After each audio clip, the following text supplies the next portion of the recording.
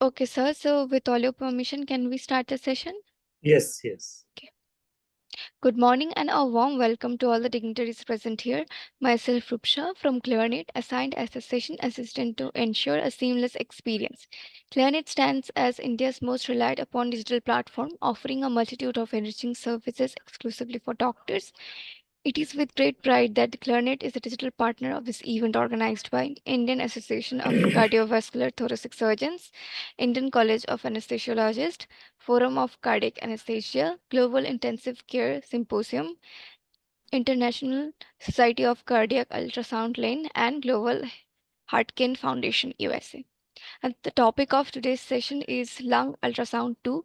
So just allow me a moment to play a short clip.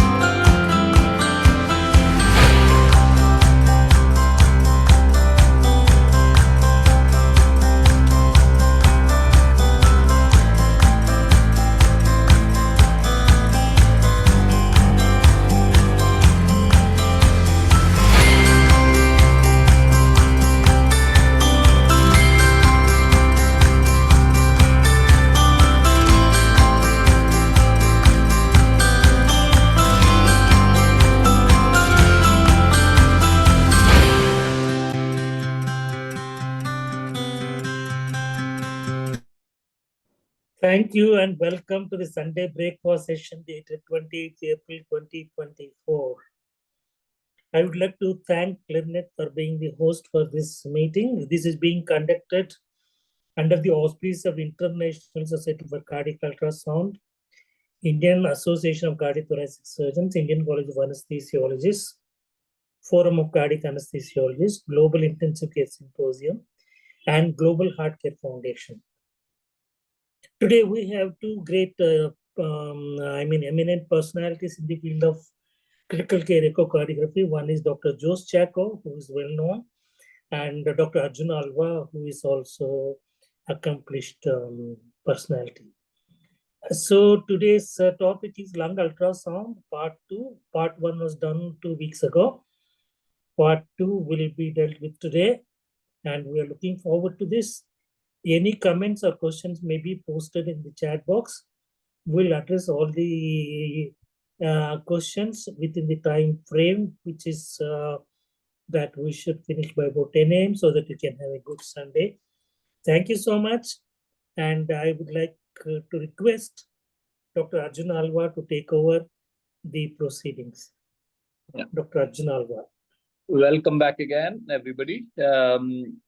Without wasting much time, let's go forward and listen to Dr. Jose Chaco in his part 2. So we did the basics of ultrasound last Sunday, and there were a lot of comments, a lot of questions, and everybody loved Jose's lectures. So I'm hoping that the next half an hour will be academically very much important for all of us in ultrasound. Jose Chaco, sir, over to you, sir. Thank you, Arjun. Good morning, everyone. I hope I'm audible and visible. Yes, we can hear you. Thank you, Murli. So to carry on with where we left last time, one of the first questions that we would ask today is, does ultrasonography help with intubation to confirm the position of the endotracheal tube. Of course, we used the capnograph to confirm placement, but ultrasonography has its own role. Particularly, let's assume that you're in a setting where you don't have ready access to capnography, but you have ultrasonography. So if you have the machine booted and ready to go, you can certainly use ultrasonography very effectively to confirm, first of all, position of the endotracheal tube, and second, whether the lungs are getting ventilated adequately or not. So how do you do this? If you place a linear probe across the neck in the transverse plane, you will get an image like this. You will see the tracheal ring, and towards the left side of the trachea, you can usually very easily identify the esophagus. So that's the esophagus. I'm trying to swallow, and as I try to swallow, you can see the typical movement in the esophagus. So when you, of course, we hope that we don't intubate the esophagus too many times, and that we are able to readily identify the problem without delay. And ultrasonography helps in this particular scenario. If you have the machine booted and ready, as I mentioned, and then if you place the probe during intubation, and if you happen to intubate the esophagus due to some misfortune, this is what you would see. That's the trachea. You can see what looks like a mirror image of the trachea next to the actual trachea. This is the endotracheal tube within the esophagus. If you compare it with this image, you can see the esophagus as a small little hole there. But if the tube goes down the esophagus, it gives the appearance of a second trachea lying next to the real trachea. So that's referred to as the double trachea sign. So do remember, if you have a problem with ready access to capnography, or if your capnograph doesn't work, there is some doubt, you may be stepping on it, it may be kinked, it may malfunction just at the wrong moment. Ultrasonography can be very handy. And then, of course, you can look for pleural slide on both sides to ensure that there is adequate ventilation on both sides. On this image, as you can see, my probe is placed at the PLAPS point, or posterolateral position, posterior axillary line. I referred to last time as the most important point that you would focus ultrasonography on when you do lung ultrasonography in the lung, because most changes in the lung in the critically ill patient lying supine begins posteriorly and posterolaterally, be it ARDS, be it collapse, be it consolidation, be it fluid collection. Most of these changes begin from there. And that's why it's so crucial to image this particular point. And let's see what's going on in this patient when I place the probe there. This is by no means what you would call a normal appearance. You can see that the lung is collapsed down, and it seems to be submerged in a mass of fluid all around it. So the lung seems to be drowning in a pool of fluid. It is floating like a fish in water. So that's the collapsed lung. That's a huge volume of fluid all around. This patient has a massive pleural effusion, which in fact turned out to be close to 2 liters. So the next question would be, can you actually measure the volume of fluid with an objective scale? You can do, although I must add that most of the time, just eyeballing would suffice. If you're an experienced observer, you can always make a rough estimate just by eyeballing, and you don't need that kind of point precision there. But then, if you are keen, you can do so by measuring the distance between the edge of the collapsed lung and the diaphragm in millimeters. So that's the distance in millimeters from the edge of the collapsed lung to the diaphragm. And then you multiply by 20. This is called the maximal separation. Maximal separation multiplied by 20 will give you the volume of fluid in ml. Suppose the maximal separation is, say, 2 centimeters or 20 millimeters. You multiply it by 20, you will get 400 mils as the approximate volume of fluid. As I mentioned, it is also just an approximation. It may be as good as just eyeballing for an experienced observer, but if you are particularly fastidious, you might resort to objective measurement. Ultrasonography can also help you with guided needle passage and insertion of a pigtail.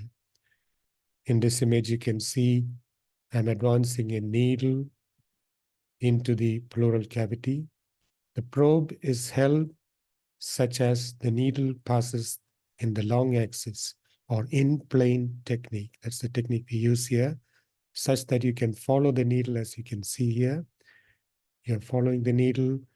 You can see it as it penetrates the chest wall and the pleura. And once you are done with it, you can also, you pass the wire and you can ensure that your wire is within the fluid. You can see very clearly that the wire is within the fluid. And another important step is to make sure that your wire lies above the diaphragm. You can see the diaphragm very clearly here, and you can see the wire here. So there is a very safe distance between the diaphragm and the wire, which essentially means you haven't poked the liver or the spleen, as the case may be, and caused damage. So that's how it helps. And if indeed your wire is going down the wrong route below the diaphragm, you would recognize the problem immediately, and you wouldn't obviously go ahead with dilatation, pigtail insertion, and so on, which can cause a catastrophic situation. Just a couple of days ago, we had a lady in her 40s. She had a history of systemic lupus erythematosus. She had chronic pulmonary thromboembolism. She presented with breathlessness. She underwent a CT scan as usual, CT pulmonary angiography, because pulmonary embolism, recurrent pulmonary embolism was one of the diagnoses considered. And she, in fact, had consolidation of her right lung. And on the CT scan, there was a moderate-sized pleural effusion. So I did ultrasonography on her, and the character of the fluid looked very peculiar. As you can see, this is a patient that we saw previously, very clear fluid. You can see the lung floating like a jellyfish. Here, this is the liver. You can see the fluid, but it looks very cloudy, very misty, and you can almost see particulate material within it. And you see some flakes floating around as well, which doesn't look like lung. Obviously, the lung wouldn't be a piece of flake as you see on this particular image. So the character of this fluid is drastically different from what you see here. Now, what is this? If you have an appearance like this, in fact, this is using a microconvex 8 megahertz probe, same location. You can see how misty the fluid looks like compared to this image. So how do you explain this? Why does the fluid appear so cloudy? There are essentially 3 conditions which cause this kind of picture, which even the CT scan will not tell you very clearly. This is where I believe ultrasound scores a point or two over the CT scan. If you get this appearance, it could either be blood or pus, or it could be just thick proteinaceous fluid. It could be any of these things.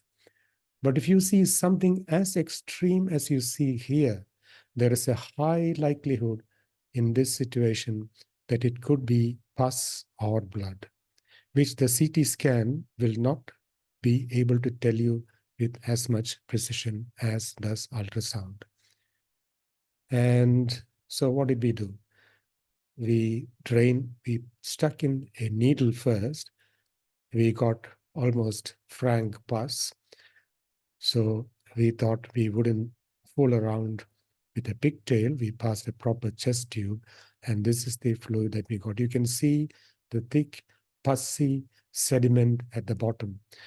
So this patient had empyema, which the ultrasound showed very clearly. CT could not tell. It was reported by the radiologist as just pleural effusion. And that's what we believed as well until we got a better information using our ultrasonography probe.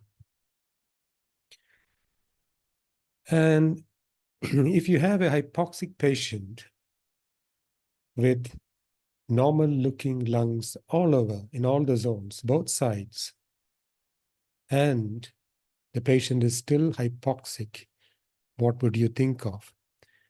Again, there are two important conditions that you would think of. First is this. Obviously, on this image, apical four-chamber view, you can see that the right side of the heart is enlarged compared to the left side of the heart.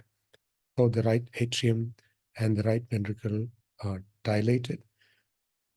So that suggests acute pulmonary embolism in a hypoxic patient with normal-looking lungs on ultrasonography. And you can also see what is typically described as the McConnell sign, wherein the apex of the RV seems to be sucked in, contracting quite vigorously, while the rest of the right ventricle is not contracting as well. That's the apical sparing, as it is called.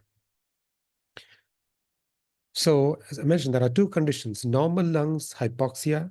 One is acute pulmonary embolism. The other is acute exacerbation of COPD, wherein you may not see very much on ultrasonography.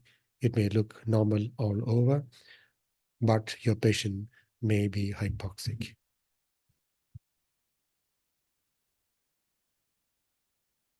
The next question is, in a patient who is on a ventilator and you're trying to wean, would ultrasonography help at different stages of weaning, particularly if it is not a simple, straightforward weaning process? Your patient needs to go back and forth, and you are left wondering as to what is the real problem.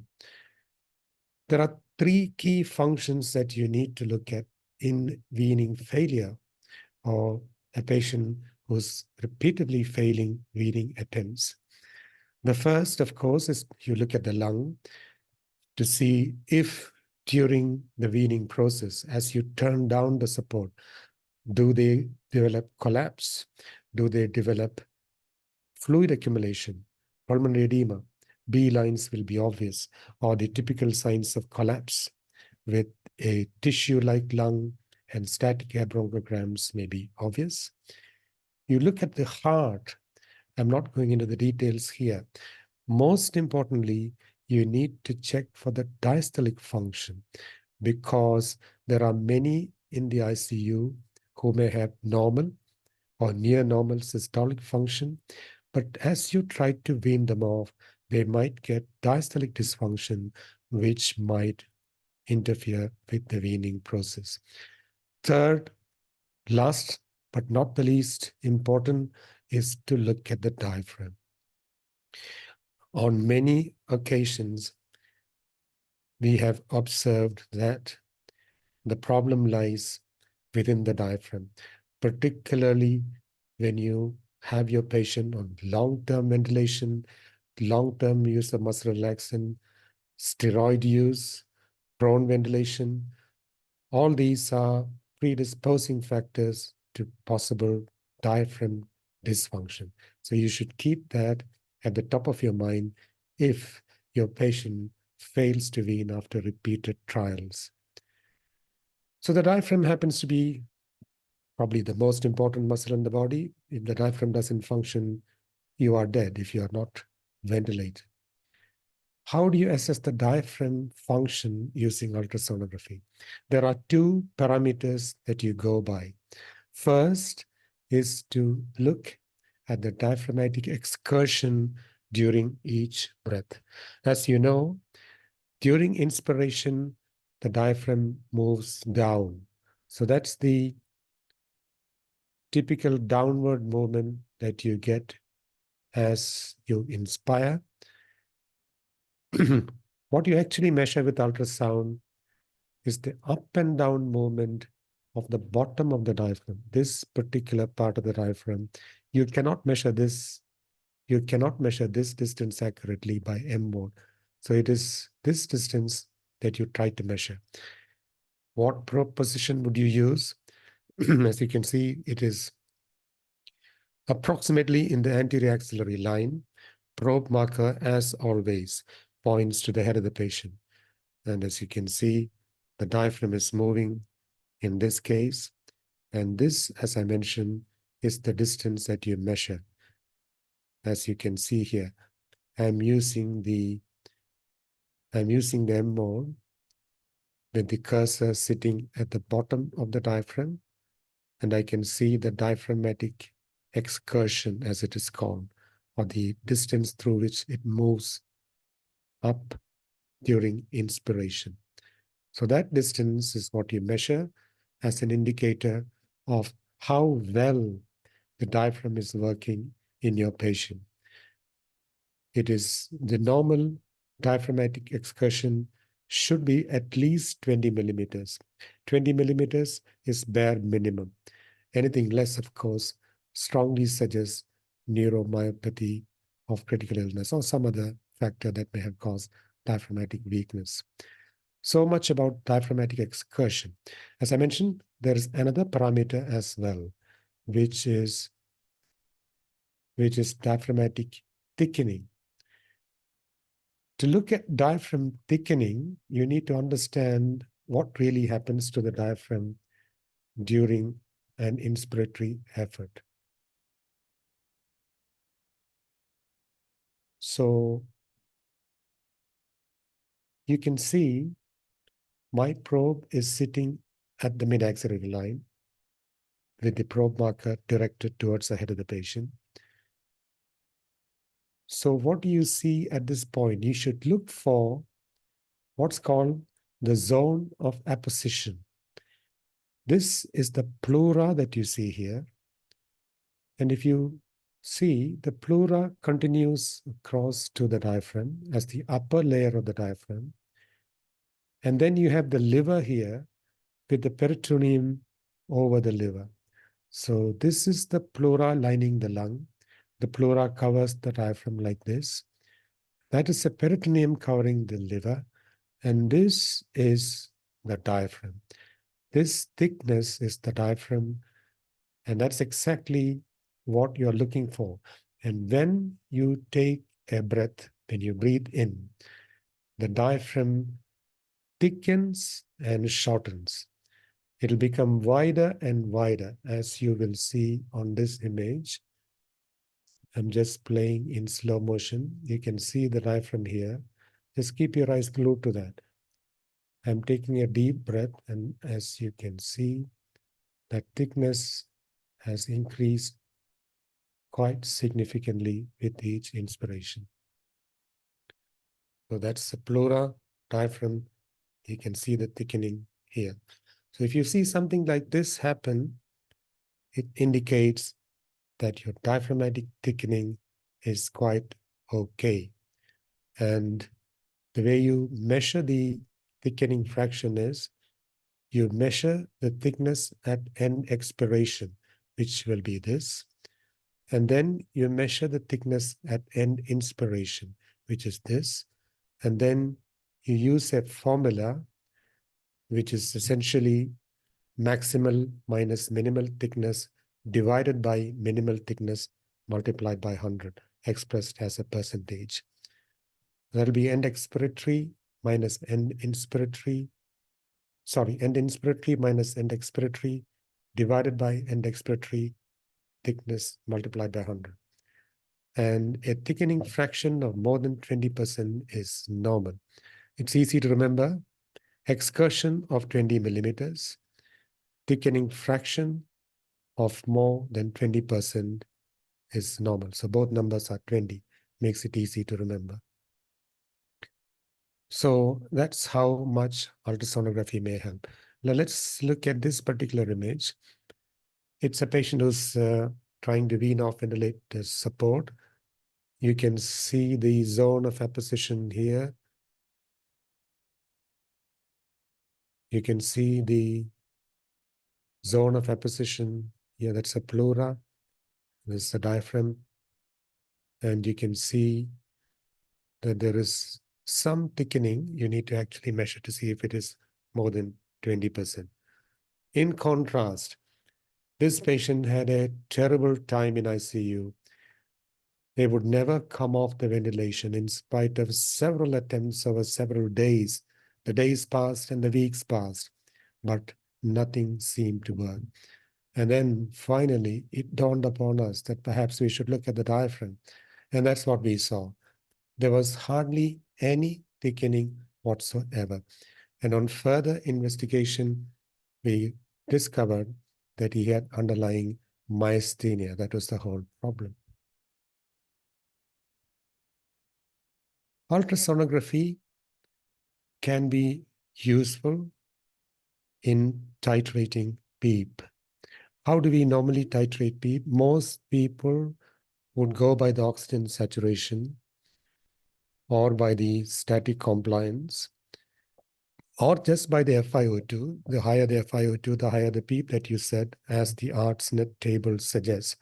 But these are not really adequate methods because it doesn't really tell you if there is recruitable lung and if it's really worthwhile trying to increase the PEEP if there is no recruitable lung. So let's look at this patient. The probe is at the right hypochondrium, that's the liver. You can see a densely consolidated lung at this particular point. Tissue-like lung, dynamic air bronchograms. There hardly seems to be any air passing into that part of the lung at least. That's with a PEEP of 5. So what did we do? We stepped up the PEEP and waited for 10 minutes, did another ultrasonography. You can see there is much more whiteness, much more snowy in appearance compared to this image, which just indicates there is more aeration here. So when the PEEP was increased to 10 from 5, there was substantially more aeration. We didn't stop there. We went up to 15 just to look at how much more can we recruit. Not surprisingly, there was further recruitment. You can see the consolidation is restricted to a very small zone at this particular point. And then we just tried 20 of PEEP for a few minutes and almost the whole of the lung got expanded. So this is fairly conclusive evidence that the lung in this patient is recruitable and they might improve with incremental levels of PEEP. It doesn't mean you need to keep 20 of PEEP forever. You can wind back pretty quickly without too much problem after you get sufficient recruitment. Daniel Lichtenstein has suggested a protocolized approach to the diagnosis of acute respiratory failure in a hypoxic patient using ultrasonography. It's a fairly simple protocolized approach. The first question you ask in the hypoxic patient with acute respiratory failure, of course. You're trying to diagnose what is causing the problem. Is it consolidation? Is it collapse? Is it pulmonary embolism? Is it pneumothorax? So the first question is there lung sliding? If there is lung sliding everywhere, and if you have a B profile, which means B lines all over the place, that is just pulmonary edema and nothing else. On the other hand, if you have an A profile is a normal profile. If you have A profile all over, but your patient is hypoxic, as I mentioned, there are two conditions: pulmonary embolism, which you check with echocardiography and by venous Doppler to look for DVT. COPD is another possibility. On the other side of the algorithm is pleural slide absent. So if the pleural slide is absent, and if you have a B profile with absent slide is called B dash or B prime. So if you have a B prime profile, which is B lines everywhere, but no slide, it suggests consolidation.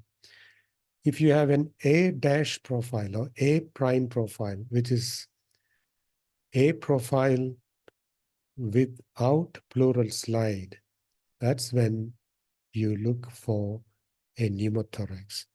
You check, you need to probe deeper to see if you can figure out a lung point or perhaps do a CT or chest X-ray by the bedside.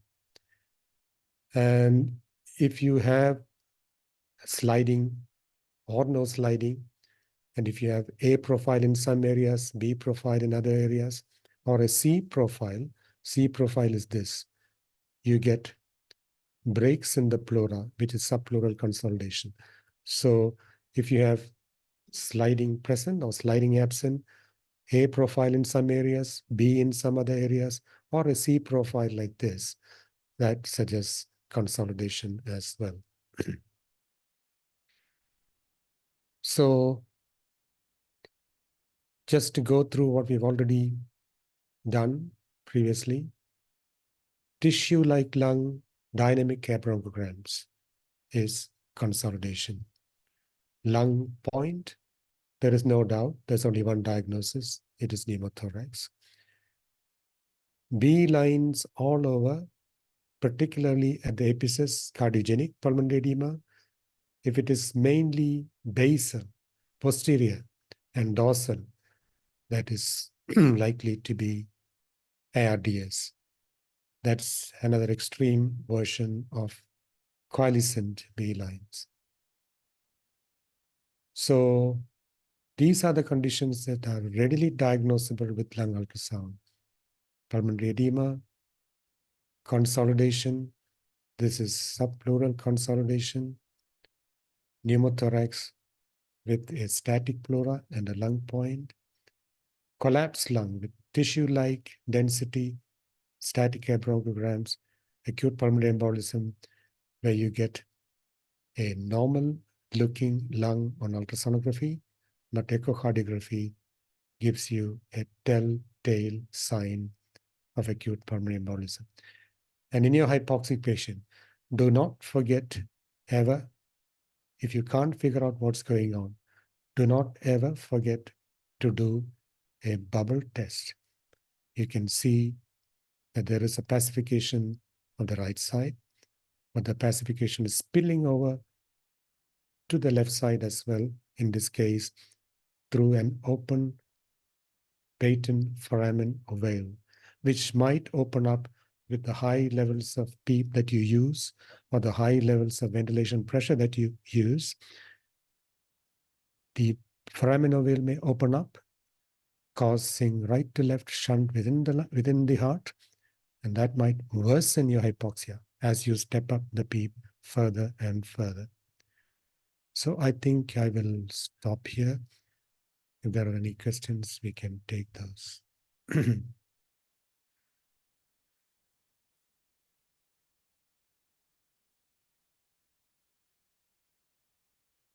Any questions? I see one question in the chat box. They've written, instead of such higher PEEP, is it not possible to expand the lung with a Bain circuit and expand the collapsed lung AMBU, and then will it not give a sustained inspiration?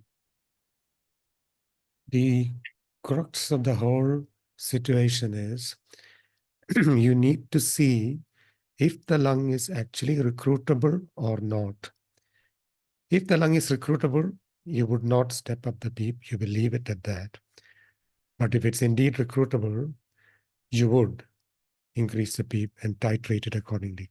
Ultrasonography is extremely valuable because you can see with your own eyes as to what is going on right in front of your eyes. You can see the alveoli expand, more aeration happening in the alveoli as you increase the pressure. Any other technique that you use, say compliance or just increase of oxygenation, they all are indirect indicators, which really doesn't tell you the whole story. But ultrasonography does give you the whole story. And as to whether you can manually insufflate or not, I wouldn't recommend that because you don't have any control of the tidal volume. Just by increasing the tidal volume inspiratory pressure without increasing the PEEP is not particularly advisable, as it can lead to ventilator-induced lung injury as well.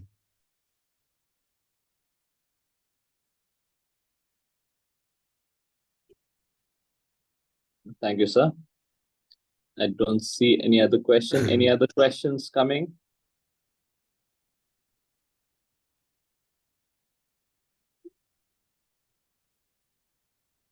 Is it ideal to look at the diaphragm for extubating every patient, Joe, sir? If you have problem with weaning off, if the patient fails repeatedly, and there is no obvious cause as to what may be going on, it is always worthwhile to look at the diaphragm. It takes hardly a few minutes time. And either way, you can make sure either the diaphragm is functioning okay, you look elsewhere, or if the diaphragm is really the problem, you just need to persist. Only time will heal it. Yeah.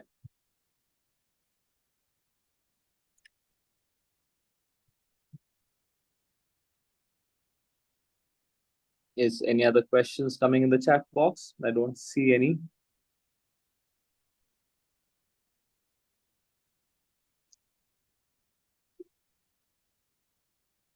Any more question for Joe, sir, or for me?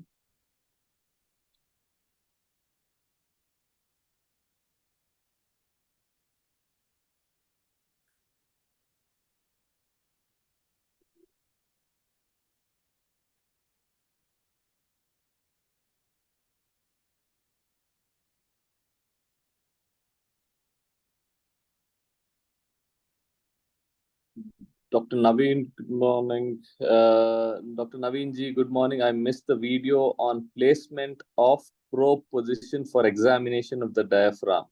Can you please explain it again? And yeah, as Yes. Kavita has said that, do we assess diaphragm on a regular basis during every ICU rounds? About assessment, we've already discussed, not really required for every patient all the time, only if you have trouble weaning, of course. How do you look at the diaphragm? There are two parameters that you go by. The first is what you see on the screen here. You need to look at the diaphragmatic excursion, the degree by which it moves during inspiration. As you can see, it moves in this direction and in this direction. What you try to measure is the movement in this up and down direction. The probe position is the anterior axillary line, and probe marker points to the head of the patient. So once you get this view of the diaphragm, you use M mode, place the M mode cursor at this lower point of the diaphragm. And that's the image that you get, which is the degree of movement or the excursion of the diaphragm. So that's diaphragmatic excursion. You need more than 20 millimeters to say that the diaphragm is functioning reasonably okay.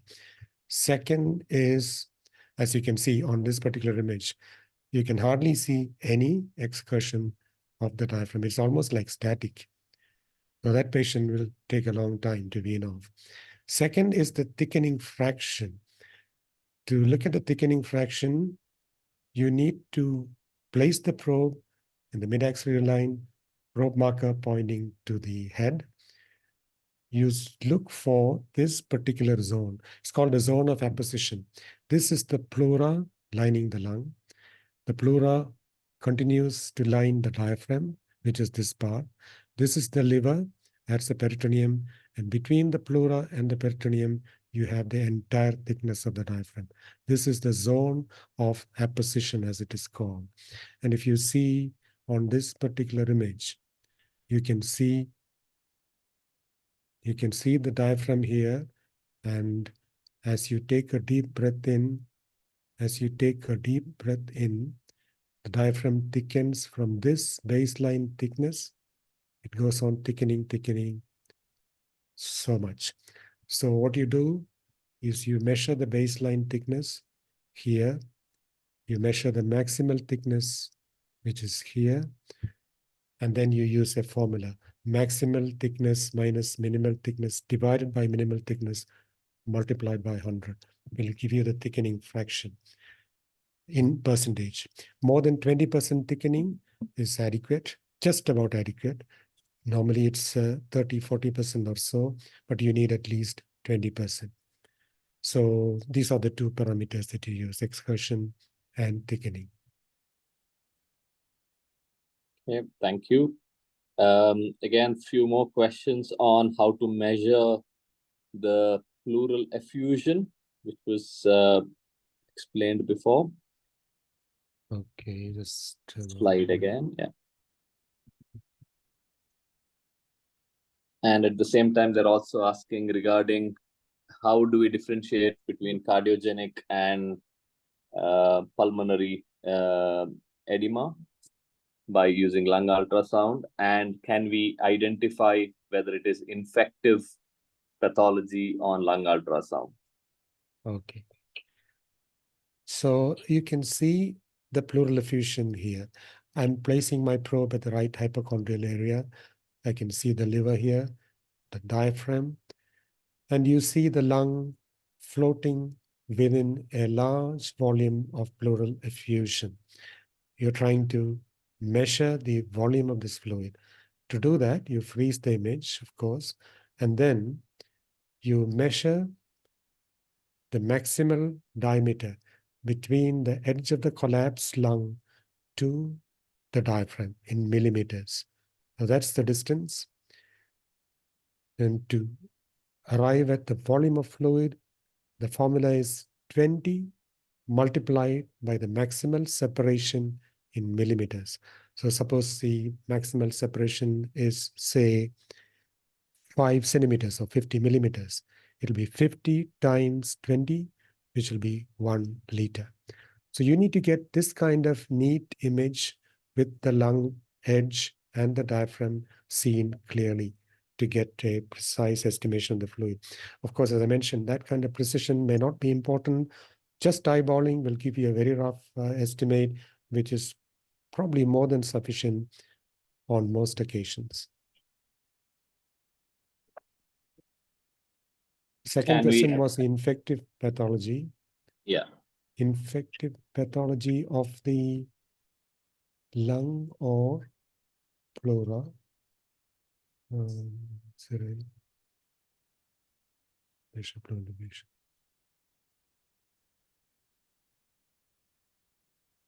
do you know pathology is infective on lung ultrasound? Yeah, infective pathology means consolidation. There are typical features of consolidation, including dynamic air bronchograms and tissue-like lung. So tissue-like lung, dynamic air bronchograms suggest a consolidation at that particular point. And of course, with the pleural fluid, if you see a cloudy, misty appearance, particulate appearance, it is highly suggestive of empyema. So these are the methods that really come to my mind about how you may be able to diagnose an infective problem. Somebody asked a question about how do you distinguish between cardiogenic pulmonary edema and ARDS? Was that a question? Yes, sir. And pulmonary edema. Yeah. Yes. In cardiogenic pulmonary, it's purely based on the distribution of the B lines. There will be B lines bilaterally in both IRDS and cardiogenic pulmonary edema, but the distribution will be different. In cardiogenic pulmonary edema, B lines will be present all over. All over means prominently in the upper zones. And it is also there in the lower zones as well. However, in ARDS, the apices are usually spared. ARDS is, as you know, a posterior or dorsal lung disease mainly. So you will see B lines predominantly in the dependent areas, being a dependent lung disease. It'll be posterior, basal. Apices are relatively spared. But cardiogenic pulmonary edema makes no such distinction. You can see B lines all over.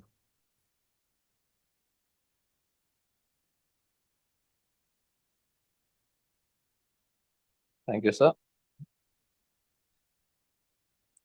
think most of the questions were answered, other than Pooja Natarajan is asking, dear sir, fantastic presentation.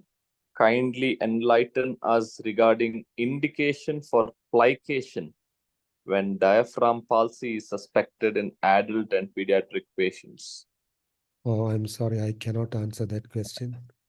Probably You are asking the wrong thoracic person. surgeon. Yeah, probably thoracic surgeon might be able to answer that, but I'm sorry, neither can I answer that. There is Ganesh Nayak. While measuring volume of pleural pulmonary effusion, should we measure the maximum distance in inspiration or expiration? And also, is there any particular landmark where it should be measured? There are no particular landmarks. You place the probe posteriorly at the Plapp's point. It doesn't matter very much if it is inspiration or expiration, but the most important aspect is you should get a clear view of the collapsed lung, the bottom edge of the collapsed lung, and the diaphragm in the same image to quantify the fluid, to get that maximal separation correctly. So that is the key to get a good image.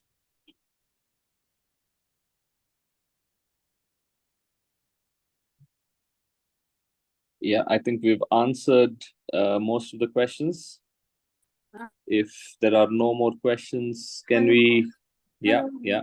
I'm Dr. Sanjeevani Inamdar from Pune. It was a lovely presentation, and I never miss Jose's presentation. One question, Dr. Jose. Yes. Are we justifying in changing the diuretic dose according to size and number of B lines? The titration Cardiogenic, of course, in cardiogenic. titration of diuresis. Yes. Of course, you can do serial ultrasonography. That's what we tend to do as well.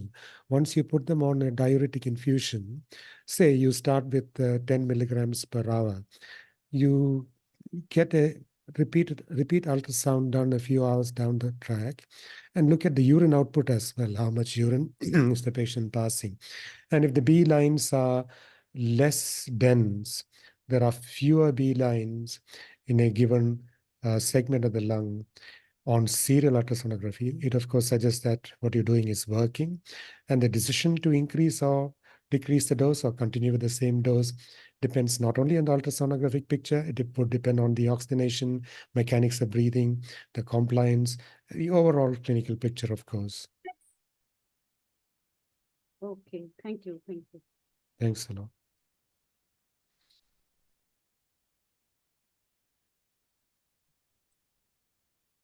Yeah, thank you. Anything else? Anybody else? Okay, I would like to thank Dr. Jose Chacko again for wonderful sessions on ultrasound part 1 and part 2. Again, the recorded sessions will be available on the website, on the YouTube.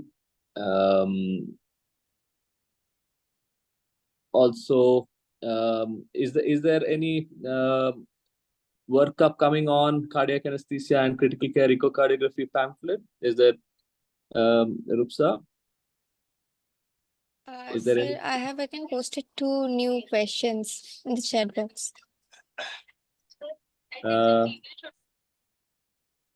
patient is on mechanical ventilation, what should be the PEEP and ventilator setting before quantifying the pleural effusion via ultrasound?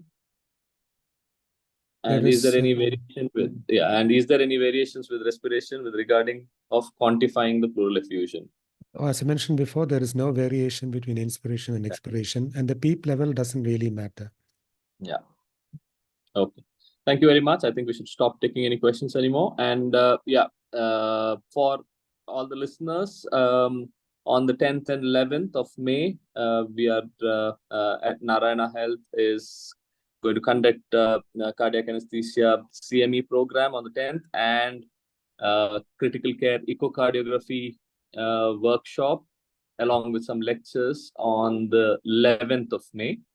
I would like all of you to register for the same. I think we have put the flyers in the critical care echocardiography group. It would be a good experience to get some hands-on experience in the at the Narayana Health. All of you are welcome for the same. Okay, so I think if everybody's okay, I think we should conclude the session. Thanks, Arjun. Thanks, everyone. Thank you, Josa. Being here. Thank you. Bye. Thank you. Bye. Thank you so much, everyone, for extending us the opportunity to host the session. So with all your permission, I would like to conclude the session over here and looking forward to host you again. Thank you so much. Thank you.